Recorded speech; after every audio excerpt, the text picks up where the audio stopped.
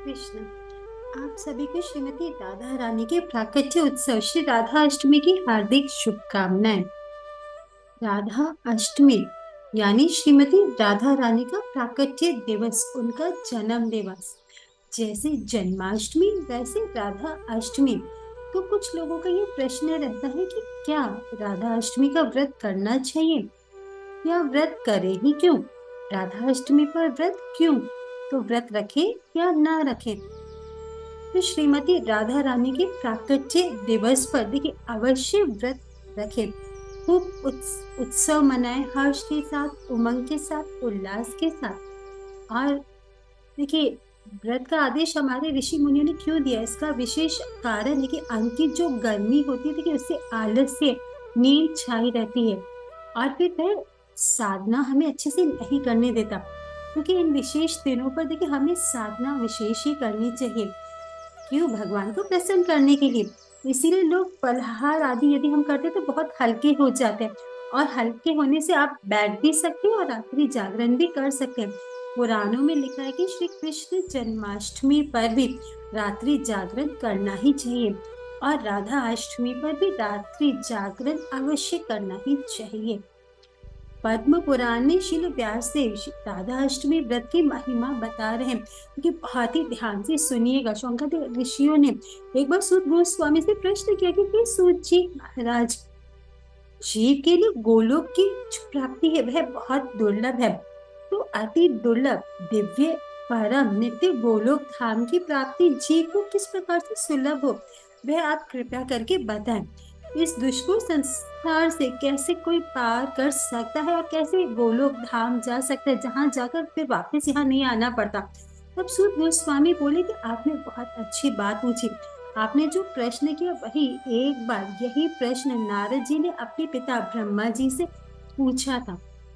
तब ब्रह्मा जी ने उत्तर दिया था कि इस संसार सागर से, अपार दुष्कर भव सागर से पार उतर कर नित्य गोलोक को प्राप्त करके श्री श्री राधा कृष्ण की नित्य सेवा प्राप्त करने का सबसे श्रेष्ठ और सबसे सरल साधन है भाद्र शुक्ल की अष्टमी तिथि आने पर अत्यंत श्रद्धा पूर्वक श्री राधा अष्टमी का व्रत करना।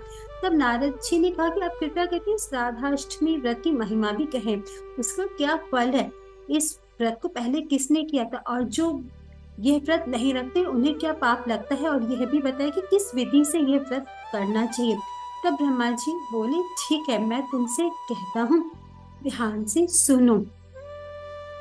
क्योंकि भगवान श्री कृष्ण के बिना राधा रानी के तत्व को कोई और नहीं जान सकता, तो जब जान ही नहीं सकता तो सुनाएंगे कहाँ से।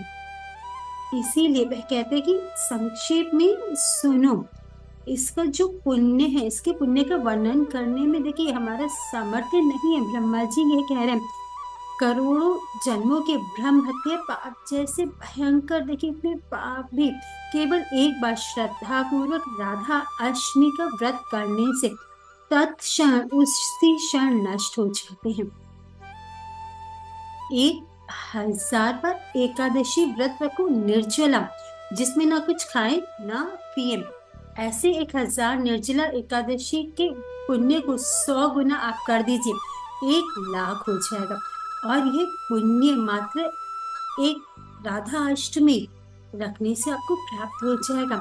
स्वर्ण दान की बहुत अधिक महिमा है, किंतु सुमेरु पर्वत के बराबर कोई स्वर्ण दान कर दे, उससे 100 गुना पुण्य मात्र इस राधा अष्टमी व्रत को रखने से प्राप्त हो जाता है।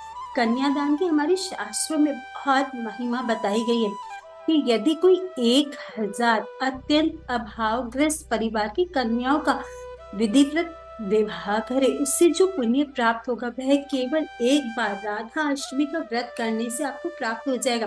गंगा आदि समस्त की संसार की नदियों में स्नान करने से जो पुण्य प्राप्त होता है, उसका 100 गुना लाभ केवल राधा अष्टमी का व्रत करने से हमें प्राप्त हो जाता है।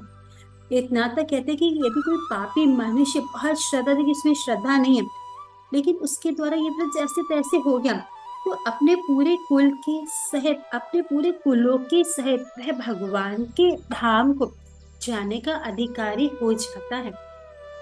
आगे वह यह बताते हैं कि बात सतयुग की है।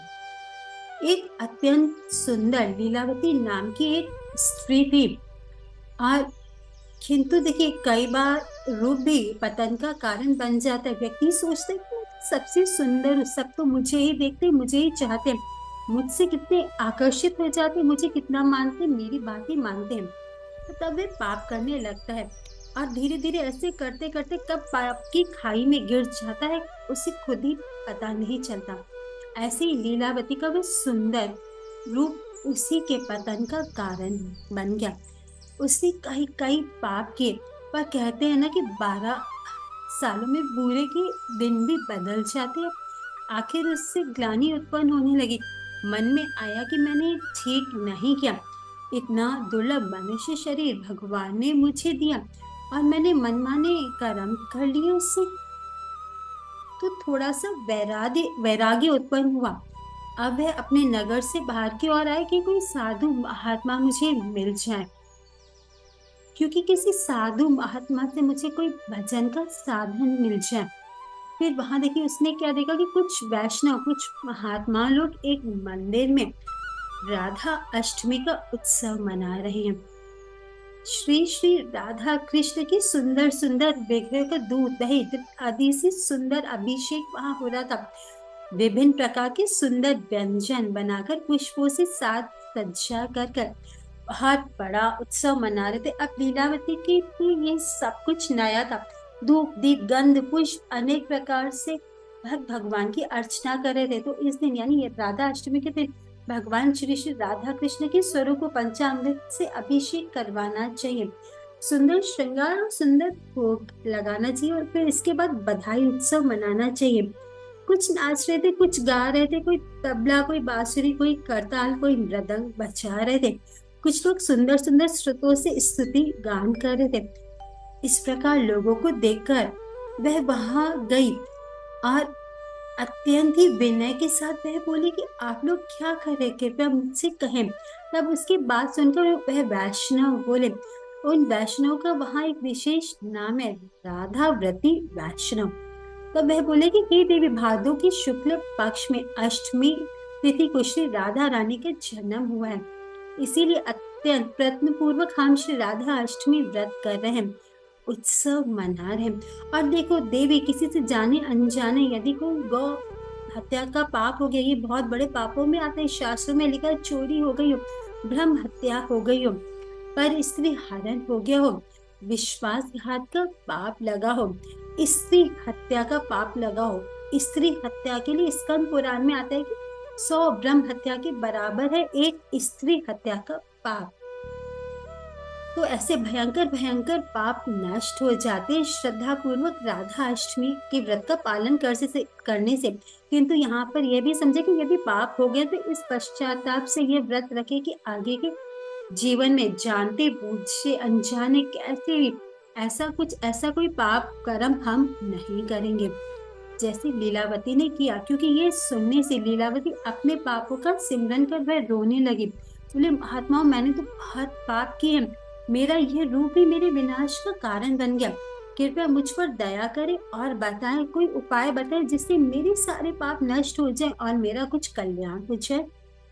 तो तब उन वैष्णवों ने बोला कि देवी दुखी मत हो, श्री कृष्ण पतित पावन है और श्रीमती राधा रानी पतित पावनी है, वे अवश्य तुम पर कृपा करेंगे, तुम श्रद्धा पूर्वक राधा अष्टमी का व्रत रखो। उसने प्रसन्न होकर कहा कि मैं तो अवश्य ये व्रत रखूंगी। तो अभी तक उसने कुछ खाया पिया तो था नहीं, उसने निश्चय कर लिया और वह उनके साथ ही व्रत का पालन करने लगी, उत्सव करने लगी। संजोग की बात की वह व्रत करके लौट रही थी, तो उसी समय एक सर पर उसका पैर पड़ गया। पोपला काला सांप था, उसने लीलावती को वहीं डस लिया, जिससे वह मर गई। यमराज के दूत आए उसे ले जाने के लिए, और उस यमराज के वह दूत थे। जैसे ही यमराज के वहां वह ले जाना चाहते थे, तो उसी समय भगवान के पार्षद शंख चक्र गदाधारी 4 भुजाओं धारी भगवान के पार्षद वहां प्रकट हो गए। दिव्य स्वर्ण में विमानों में बैठकर वह आए थे। उन्होंने अपने चक्र से पाश के टुकड़े टुकड़े कर दिए और एक विमान में लीलावती को बिठा दिया। बहुत प्रेम से उसे गोलोक धाम ले गए।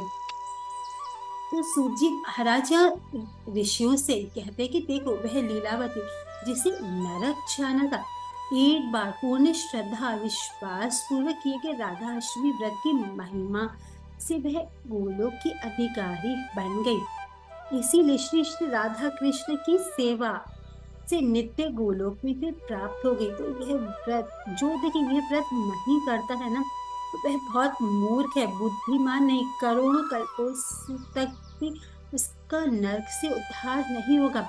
इस व्रत को करने से श्री कृष्ण और राधा रानी अत्यंत प्रसन्न हो जाते हैं, सारे पाप नष्ट हो जाते हैं और अंत में भगवान के दिव्य गोलोक धाम को व्यक्ति प्राप्त करता है। और इस राधा अष्टमी को जो भी मनुष्य श्रद्धा पूर्वक इसका श्रवण करता है, वह संपूर्ण पापों से मुक्त होकर भगवान के दिव्य धाम में पहुंचने का अधिकारी बन जाता है। तो कहिए श्रीमती राधा रानी की जय। श्री राधा अष्टमी महा महा उत्सव की जय। राधे राधे।